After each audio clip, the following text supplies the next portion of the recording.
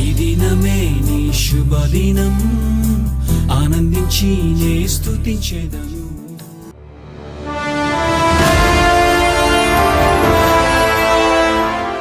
దేవుడు మనకు ఆలోచన చేయగలిగిన సామర్థ్యాన్ని ఇచ్చాడు. మనం ఒకవేళ పరలోకంలో ఉండకపోవచ్చు, కానీ పరలోకంలో దేవుడు ఉన్నాడు అనే ఆలోచన మనం చేయగలం. పరలోకం నుండి దేవుడు మనల్ని చూస్తూ ఉన్నాడు అన్న ఆలోచన చేయగలం. మనం వెళ్ళి ఆయన చూస్తున్నాడో లేదో మనం చూడలేం మన కళ్ళతో, మన బాడీతో, యాజ్ అ పర్సన్ గా, కానీ ఆలోచన చేయగలం. Yes, god is for me, God is loving me, God has a provision for me, God is looking at me. దేవుడు నన్ను చూస్తూ ఉన్నాడు, నా పట్ల శ్రద్ధ కలిగి ఉన్నాడు. ఒక మంచి తండ్రి ఏం చేస్తాడు? శ్రద్ధ కలిగి ఉంటాడు. ఒక చెడ్డ తండ్రి ఏం చేస్తాడు? కానీ ఊరి మీద తిరుగుతూ ఉంటాడు పిల్లలను. కానీ వాళ్ళు ఏమవుతున్నారు, వాళ్ళకి అసలు ఏమైనా ఉందా లేదా, వారికి ఏమైనా పెట్టాలా లేదా, ఇవేమీ పట్టించుకోడు. కానీ శ్రద్ధ కలిగిన తండ్రి శ్రద్ధ చూపిస్తాడు. మంచి తండ్రి శ్రద్ధ కలిగి ఉంటాడు. ఎవరి మీద? బిడ్డల మీద. మనల్ని సృష్టించిన మన కన్న తండ్రి మన పట్ల శ్రద్ధ కలిగి ఉన్నాడు అని మన ఆలోచన ద్వారా మనం తెలుసుకోగలము. వాక్యము ఖచ్చితంగా మనల్ని ఆ ఆలోచన ఆలోచింపచేసేలాగా చేస్తుంది. ఈ ఆలోచనలు మనము చేయులాగున వాక్యం ఖచ్చితంగా చేస్తుంది. కానీ వాక్యము మనల్ని ప్రభావితం చేసి మనం ఈ విధముగా ఆలోచించులాగున చేయగలిగినా లేకపోయినా, అంటే వాక్యం మనకు సమీపంగా ఉన్నా లేకపోయినా, మనలో దేవుడు ఒక ఇంట్యూషన్ అన్నదాన్ని పెట్టాడు.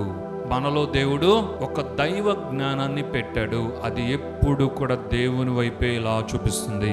ఒకవేళ మనం బైబిల్ చదవకపోయినా, ఒకవేళ మనం అదే పనిగా దేవుని వాక్యం వినకపోయినా, మెసేజ్ వినకపోయినా, ఇది దేవుని బిడ్డలకు మాత్రమే కాదు, లోకంలో ఉన్న వారికి కూడా ఇది ఉంది.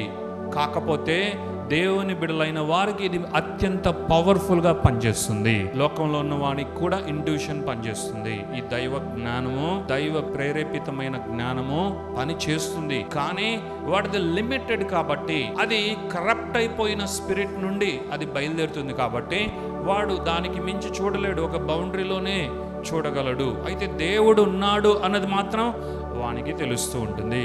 మీరు అనొచ్చు, నాస్తికులు ఉన్నారు కదా, మరి వారి పరిస్థితి ఏంటంటే, వాడు నాస్తికుడు అని డ్రామా వేస్తున్నాడు అంతే నీ ముందు, చాలా తప్పించుకోవడానికి. అంటే నువ్వు చందాకి వస్తావు కదా, అప్పుడప్పుడు చందా వేయరా అని వస్తావు కదా నువ్వు, దాన్ని తప్పించుకోవడానికి మిగిలిన అనేకమైన వాటిని, అనేకమైన రిలీజియస్ రెస్పాన్సిబిలిటీస్ని కమ్యూనిటీలో అక్కడ ఇక్కడ తప్పించుకోవడానికి వాడు యాక్ట్ చేస్తూ ఉంటాడు. అనేకమైన బెనిఫిట్స్ ఉంటాయి ఎయితిస్ట్ అంటే, అవునా కదా? సో కాబట్టి ఇది లోకంలో ఉన్న సెట్టింగ్. లోకంలో ఉన్న వారికే దేవుడు ఉన్నాడు అని ఒక జ్ఞానం ఉంది. అర్థమైందా? చాలా మంది చాలా నిజంగానే నిష్ట కలిగి, దైవ భక్తి కలిగి చాలా చాలా రకాలుగా వారి భక్తిని ప్రదర్శిస్తారు. కానీ they were worshipping the wrong God, they were reacting to a wrong God.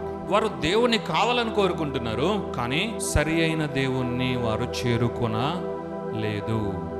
సరి అయిన దేవుని వైపుగా వారు లేరు అన్నది వాస్తవమైనది. అయితే ప్రభు అయిన యేసుక్రీస్తునందు ఎవరైతే ఉన్నారో వారు ట్రూ ఇంట్యూషన్ ని కలిగి ఉన్నారు, పవర్ఫుల్ ఇంట్యూషన్ ని కలిగి ఉన్నారు.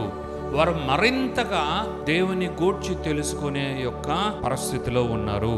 మరి దేవుని బిడ్డలైన వారిలో ఉన్న ఈ ఇంట్యూషన్ కావచ్చు, ఇంట్యూటివ్ నాలెడ్జ్ కావచ్చు, ఎప్పుడు కూడా దేవుని వైపే వానిని పొజిషన్ చేసి దేవుణ్ణి వాడు ఆరాధించులాగున, దేవుణ్ణి వాడు కీర్తించులాగున చేస్తుంది. దేవత దేవునికే మహిమ ఘనత ప్రభావాలు కలుగునుగాక.